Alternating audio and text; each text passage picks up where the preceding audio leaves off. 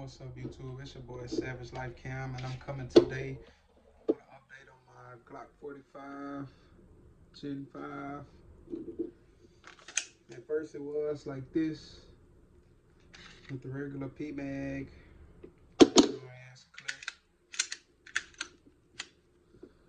Clear check. Yeah, nothing in there. But now, I got the 32 round magazine, Glock magazine. Show y'all how they look, like this. Then I added another attachment, light. So yeah, stay tuned, more videos to come.